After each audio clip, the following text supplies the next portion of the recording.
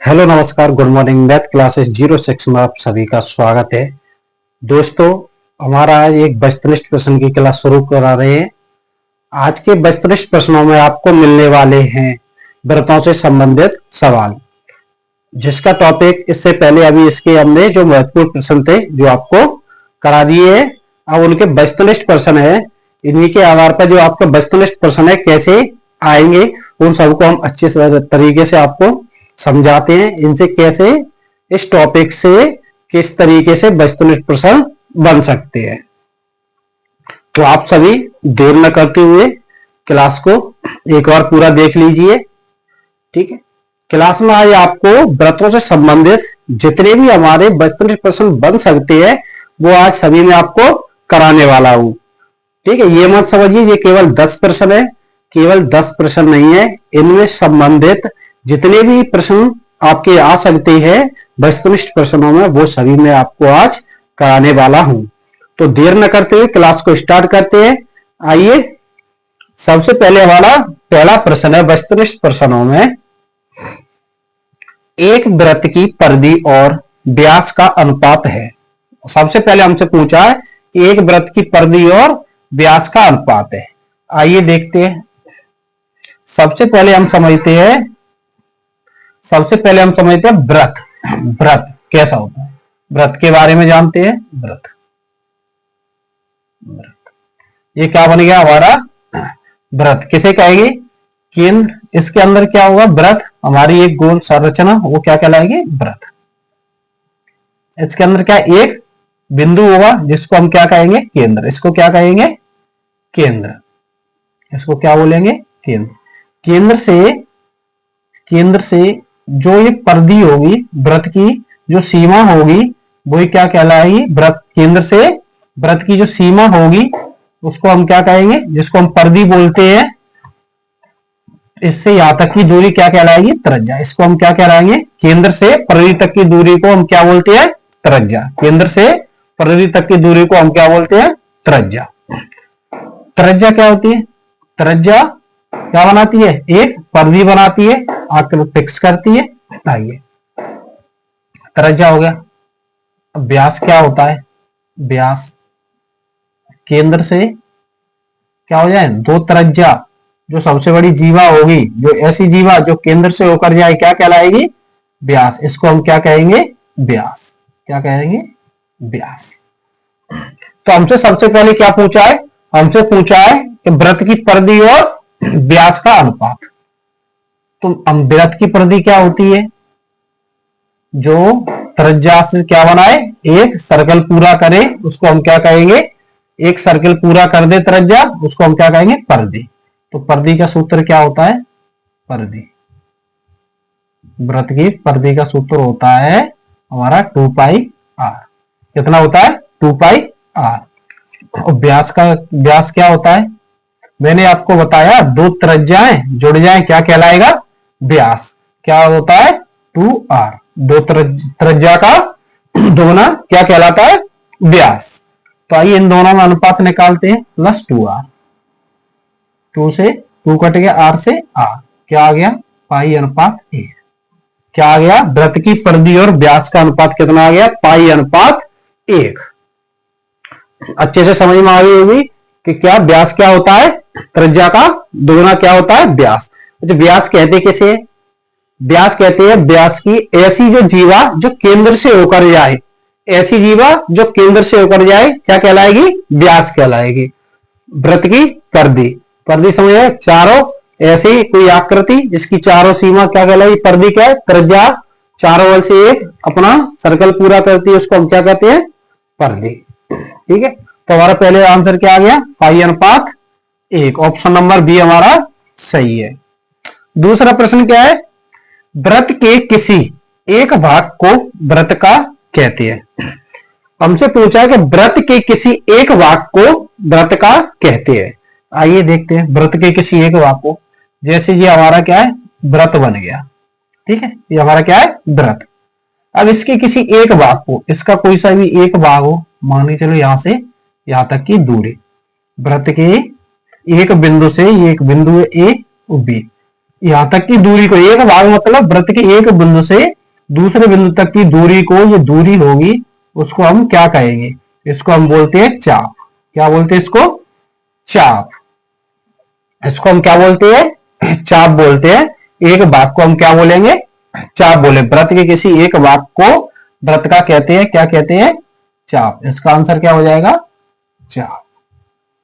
आइए अगला प्रश्न है हमारा, वृत्त के किसी वृत्त के एक चतुर्थांश के क्षेत्रफल का सूत्र। हमसे पूछा है कि वृत्त के एक चतुर्थांश का क्षेत्रफल क्या होगा। यह हमारा क्या है? वृत्त है। चतुर्थांश जानते हो, इसको चार भागों में बांट दिया गया।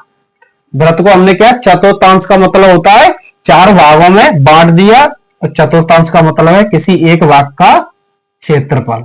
इन चारों में से किसी एक भाग का क्षेत्रफल, एक भाग का क्षेत्रफल क्या कहलाएगा? चतुर्थांश। क्या कहलाएगा? चतुर्थांश। तो कैसे निकालेंगे चतुर्थांश का क्षेत्रफल?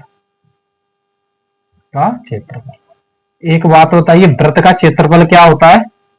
वृत्त का क्षेत्रफल, वृत्त का क्षेत्रफल कितना होगा? पाई आर स्क्वायर। वृत्त का क्षेत्रफल कितना होता है? Pi are square. तो इसका चौथा भाग है। चतुर्थांश का मतलब होता है कितने भाग हो गए? 1 2 3 4। तो इसका चौथा भाग चतुर्थांश कैसे निकलेगा? वृत्त के क्षेत्रफल क्या है? पाई आर स्क्वायर का क्या हो जाएगा? चौथा भाग। तो पाई आर स्क्वायर बटे 4 क्या निकल आया? वृत्त का चतुर्थांश निकल आया, वृत्त का चतुर्थांश। तो वृत्त के एक चतुर्थांश के क्षेत्रफल का सूत्र है। वृत्त के एक चतुर्थांश के क्षेत्रफल का सूत्र क्या हो जाएगा? 1/4 pi are square. 1/4 pi are square क्या हो गया? वृत्त का चतुर्थांश का क्षेत्रफल। अगला प्रश्न है हमारा, वृत्त की परिधि एवं व्यास के अचर अनुपात को कहते हैं। वृत्त की परिधि एवं व्यास के अचर अनुपात को कहते हैं। आइए वृत्त की परिधि, वृत्त की परिधि, वृत्त की परिधि क्या है? मैंने आपको बताया इससे पहले 2 पाई आर। और व्यास के अचर अनुपात, व्यास का अचर अनुपात क्या होगा? 2 पाई। 2 आर, व्यास क्या होगा? 2 आर। तो 2 आर से 2 आर कट गया, क्या बचा? पाई।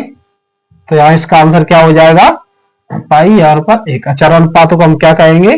पाई। इसका आंसर क्या हो जाएगा? पाई। कि अचर अनुपातों को, वृत्त की परिधि एवं व्यास के अचर अनुपात को हम क्या बोलेंगे? पाई बोलेंगे। अच्छा, अगर हमसे पूछ लिया वृत्त का क्षेत्रफल, वृत्त का क्षेत्रफल, ठीक है, और अनुपात वृत्त की परिधि, क्षेत्रफल और वृत्त की परिधि का अनुपात पूछ लिया, कैसे याद करें? वृत्त का क्षेत्रफल क्या है? Pi are square. वृत्त के क्षेत्रफल का सूत्र क्या है हमारा? Pi are square. और वृत्त की परिधि का सूत्र क्या है? Pi, 2 pi R. 2 pi R. देखिए, पाई से पाई कट गया, 1 आर से 1 आर कट गया, क्या बचा? आर अनुपात 2। अच्छे से आप सभी बचपन प्रश्नों को अच्छे से समझते जाइए। बस आपको एक भी बचपन प्रश्न आपका बाहर नहीं जाएगा इस क्लास से, इस बात की गारंटी है। केवल आप ध्यान से सभी बचपन प्रश्नों को अच्छे से समझते जाइए, ठीक है। तो वृत्त का क्षेत्रफल क्या है? Pi are square. वृत्त की परिधि क्या है? 2 पाई आर। पाई से पाई कट गया, आर से 1 आर कट गया स्क्वायर का, क्या बचा? यहां से आर, यहां से 2। अनुपात क्या आ जाएगा? पाई आर अनुपात 2। ठीक है। या तो आपसे पूछे वृत्त के क्षेत्रफल से परिधि का अनुपात, ये आपसे पूछे वृत्त के क्या परिधि का अनुपात किससे? व्यास से। आप ऐसे रख के निकाल लीजिए, ठीक है। आपके पास व्यास है, वृत्त का क्षेत्रफल है, वृत्त की परिधि का क्षेत्रफल है, सभी आपको अच्छे से बता दिए गए हैं। याद कर लेना सभी सूत्रों को अच्छे से। आइए अगला प्रश्न है। अगला प्रश्न हमारा क्या है? किस भारतीय गणितज्ञ ने पाई का सन्निकट मान दिया? हमारे ऐसे कौन से भारतीय गणितज्ञ थे जिन्होंने पाई का सन्निकटतम मान दिया, सटीक मान दिया? तो ऐसे हमारे वैज्ञानिक कौन थे? आर्यभट्ट। कौन थे? आर्यभट्ट। आर्यभट्ट ने क्या दिया था, पाई का सन्निकटतम मान दिया था। और ये कहां के थे, भारतीय थे। कौन थे ये, भारतीय। कौन थे, भारतीय। हमारे देश के थे जिन्होंने पाई का सन्निकटतम निकटतम मान दिया, आर्यभट्ट। अगला प्रश्न है हमारा, त्रिज्य खंड का क्षेत्रफल का सूत्र है। त्रिज्य खंड के क्षेत्रफल का सूत्र पूछा है हमसे। त्रिज्य खंड क्या होता है, सबसे पहले हम ये देख लें कि त्रिज्य खंड क्या होता है। ये हमारा क्या है, एक वृत्त है, और ये हमारा क्या, वृत्त के अंदर क्या है, केंद्र, वृत्त का केंद्र, वृत्त का केंद्र। तो हमको ज्ञात करना है त्रिज्य खंड क्या होता है। जब किसी वृत्त को एक त्रिभुजाकार आकृति क्या करे का हिस्से में, त्रिभुज के रूप में वृत्त के क्या, जब हम हिस्से करें अलग अलग, उसको हम क्या कहेंगे, त्रिज्य खंड। तो ये क्या हो गया हमारा त्रिज्य खंड। कौन सा, ए ओ बी हमारा क्या है, ये त्रिज्य खंड है, त्रिज्य खंड। समझ में आ गया, त्रिज्य खंड क्या है। तो ये हो जाएगा हमारा लघु त्रिज्य खंड, ये क्या हो जाएगा, लघु त्रिज्य खंड। और ये क्या हो जाएगा, दीर्घ त्रिज्य खंड। क्या हो जाएगा, दीर्घ त्रिज्य खंड। हमसे पूछा है कि त्रिज्य खंड का क्षेत्रफल का सूत्र। तो त्रिज्य खंड के क्षेत्रफल का सूत्र क्या होता है, त्रिज्य खंड का क्षेत्रफल, क्षेत्रफल का सूत्र क्या होगा, क्षेत्रफल का सूत्र होगा थीटा बटे 360 गुणा पाई आर स्क्वायर। याद रखना त्रिज्य खंड के क्षेत्रफल का सूत्र क्या है, थीटा बटे 360 पाई आर स्क्वायर। क्या होगा, पाई आर स्क्वायर। अगर यही आपसे पूछा जाए कि त्रिज्य खंड के चाप की लंबाई, क्या पूछा है, चाप की लंबाई का सूत्र क्या हुआ, थीटा बटे 360 गुणा 2 पाई आर।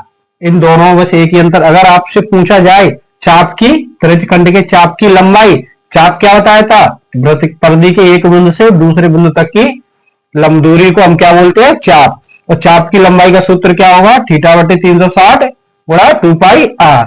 और क्षेत्रफल का क्या होगा, थीटा बटे 360 गुणा पाई आर स्क्वायर।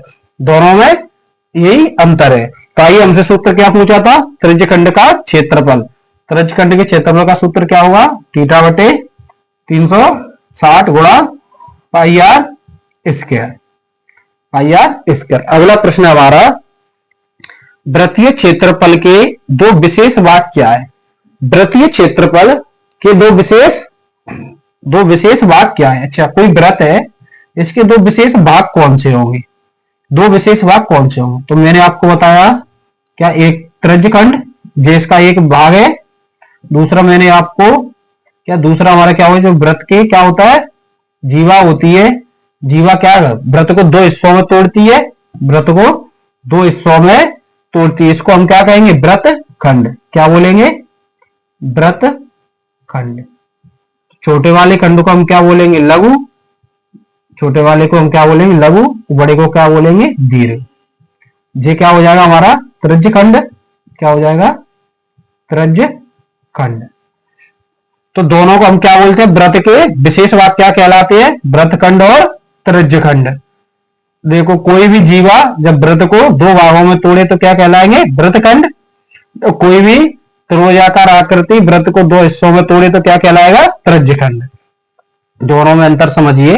अगर कोई जीवा वृत्त को दो हिस्सों में तोड़े तो क्या कहलाएगा, वृत्त खंड।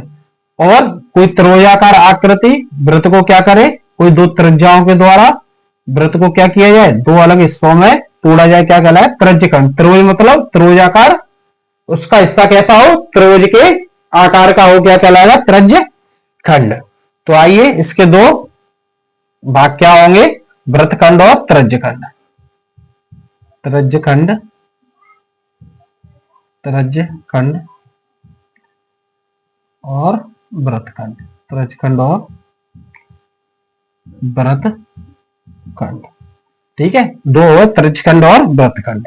आइए, अगला प्रश्न हमारा, वृत्त के केंद्र से जीवा पर डाला गया लंब जीवा को क्या करता है।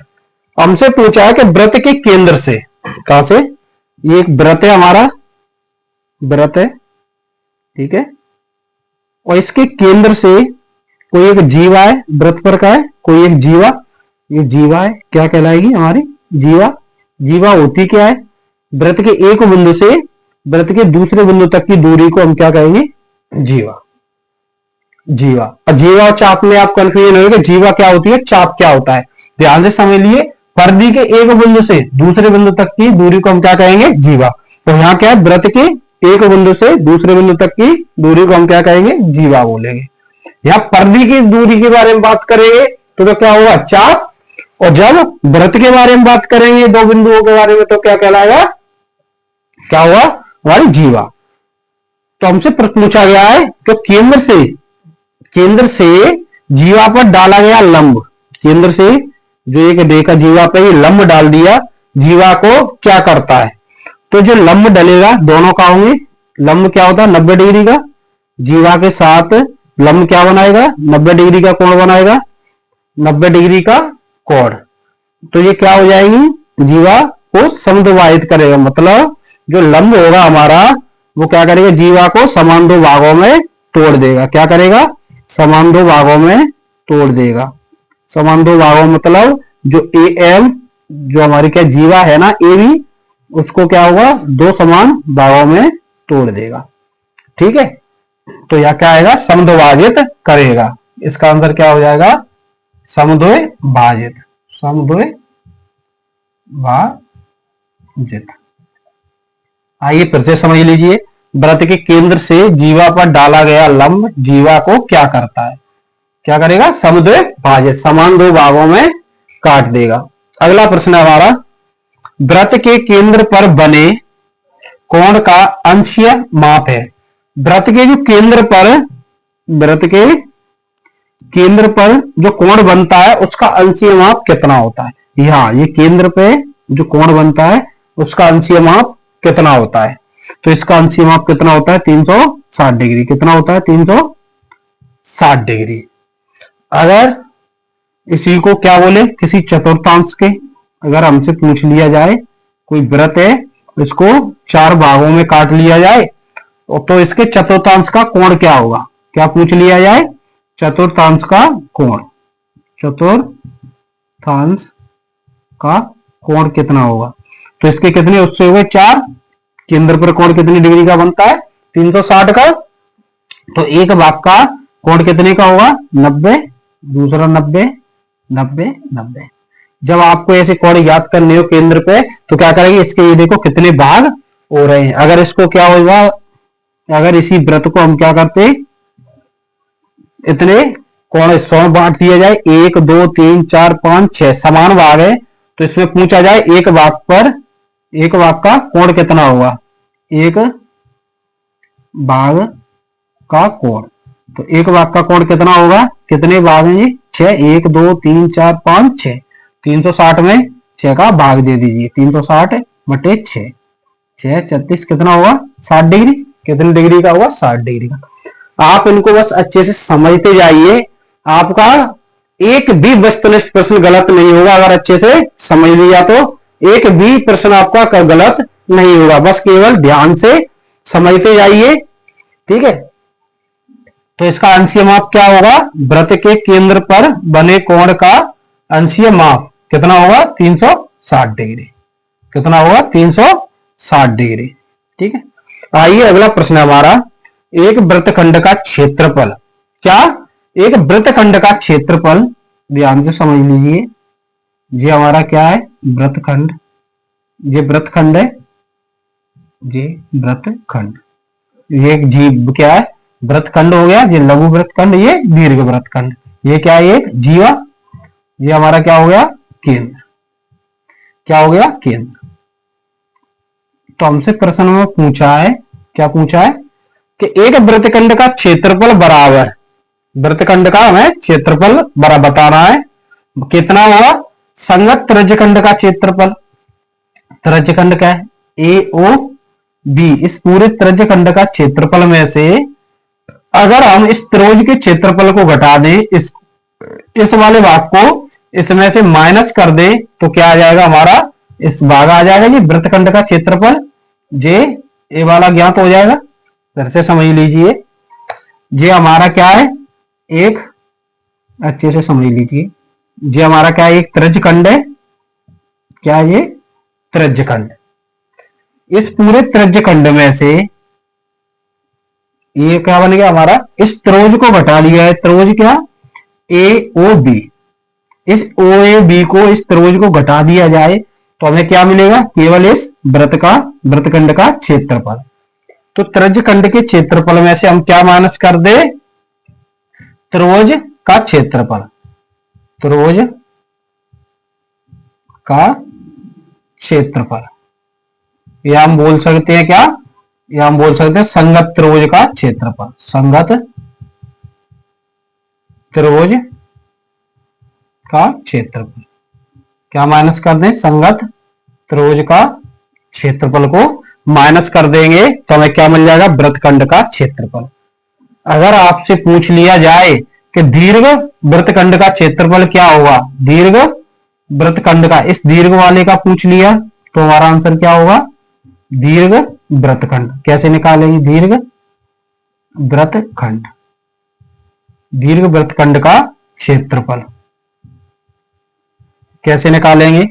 देखिए, अगर दीर्घ वृत्तखंड का क्षेत्रफल निकालना है तो पूरे इस वृत्त के क्षेत्रफल में से, क्या? वृत्त के क्षेत्रफल में से क्या माइनस कर दे? लघु वृत्त का क्षेत्रफल। लघु वृत्तखंड का क्षेत्रफल, लघु वृत्तखंड का क्षेत्रफल। फिर से समझ लीजिए, अगर हमको दीर्घ वृत्तखंड का क्षेत्रफल निकालना है, उस दीर्घ वृत्तखंड के क्षेत्रफल में से, उस दीर्घ वृत्तखंड का क्षेत्रफल ज्ञात करना है तो हम क्या करेंगे? वृत्त के, इस पूरे वृत्त के क्षेत्रफल में से क्या कर देंगे? इस लघु वृत्तखंड के क्षेत्रफल को माइनस कर देंगे तो हमें क्या मिल जाएगा? दीर्घ वृत्तखंड मिल जाएगा। क्या प्राप्त हो जाएगा? दीर्घ वृत्तखंड प्राप्त हो जाएगा। ऐसे ही अगर त्रिज्य खंड की बात करें, क्या बात करें? त्रिज्य खंड की। त्रिज्य खंड, ये क्या हो गया हमारा? लघु त्रिज्य खंड हो गया। लघु त्रिज्य खंड, ये लघु हो गया और ये हमारा क्या हो गया? दीर्घ। क्या हो गया? दीर्घ। अगर इस पूरे वृत्त, हमको क्या, मैंने आपको बताया था कि अगर क्या हो, त्रिज्य खंड लघु त्रिज्य खंड हो और हमको दीर्घ निकालना है तो कैसे निकाल सकते हैं? दीर्घ त्रिज्य खंड, दीर्घ त्रिज्य खंड, त्रिज्य खंड। दीर्घ त्रिज्य खंड निकालने के लिए हम क्या करेंगे? वृत्त के क्षेत्रफल में से, वृत्त के क्षेत्रफल में से क्या माइनस कर दें? लघु त्रिज्य खंड का क्षेत्रफल। लघु त्रिज्य खंड, लघु त्रिज्य खंड का क्षेत्रफल, तो हमें क्या प्राप्त हो जाएगा? दीर्घ त्रिज्य खंड का क्षेत्रफल। ठीक है। और लघु त्रिज्य खंड के क्षेत्रफल के लिए मैंने आपने सूत्र बता ही दिया है। त्रिज्य खंड का क्षेत्रफल का सूत्र क्या बताया? त्रिज्य खंड का क्षेत्रफल बराबर होता है थीटा बटे 360 पाई आर स्क्वायर। क्या होता है? थीटा बटे 360 पाई आर स्क्वायर। तो आज आपके वृत्तों से संबंधित सभी वस्तुनिष्ठ प्रश्नों को अच्छे से समझा दिया गया है। आशा करता हूं कि इस क्लास में से जितने वस्तुनिष्ठ प्रश्न आपके आने वाले हैं पेपर में, पूरे के पूरे इसी क्लास में से मिलने वाले हैं। ठीक है, तो आप देर न करते हुए आप अपनी तैयारी को मजबूत बनाते रहिए। हमारे ऐसे जो भाई बहन हैं जो पढ़ने में, मैथ्स में या किसी अन्य सब्जेक्ट में कमजोर हैं, तो आप सभी क्या करोगे? उन चीजों पर ध्यान देंगे। आपके पास टाइम बहुत कम है, तो आप सभी क्या करेंगे? इस टाइम पे कम जो समय बचा है, उस कम समय में आप वस्तुनिष्ठ प्रश्नों को अच्छे से तैयार कर लीजिए। उन वस्तुनिष्ठ प्रश्नों के साथ साथ आप जो 1 और 2 लाइन के जो प्रश्न है हमारे, उनको अच्छे से तैयार कर लीजिए। जिससे क्या होगा? आपका 50 से, अगर आप 30-40 नंबर का भी अगर सिलेबस कंप्लीट कर लेते हो तो उस सब्जेक्ट में आपकी क्या हो जाएगा? पास हो जाओगे। जिन सब्जेक्ट में आपकी पकड़ अच्छी है, उन सब्जेक्ट को और मजबूत बनाइए। जैसे आपके अगर जो प्रश्न है हमारे कंप्लीट हो चुके हैं, वस्तुनिष्ठ प्रश्न आपने अभी तक नहीं पढ़े हैं, तो सभी सब्जेक्ट के, चाहे मैथ हो, ठीक है, हिंदी हो, संस्कृत हो, सामाजिक विज्ञान हो, सभी के वस्तुनिष्ठ प्रश्नों को अच्छे से तैयार कर लीजिए, जिससे आपके क्या 30 नंबर पक्के हो जाएंगे। और इनको क्या पढ़ने में हमारी जिज्ञासा होती है, ज्यादा हम पढ़ सकते हैं, तैयार कर सकते हैं। ठीक है, जब भी आपका पढ़ने में मन ना लगे, आप क्या करोगे, वस्तुनिष्ठ प्रश्नों को अच्छे से तैयार करेंगे और वस्तुनिष्ठ प्रश्नों को बार बार पढ़ते रहिए। तो आज के लिए इतना ही, मिलते हैं अगली क्लास में। अगर क्लास अच्छी लगी तो लाइक करना, शेयर करना और कमेंट करके बताना क्लास कैसी लगी। धन्यवाद।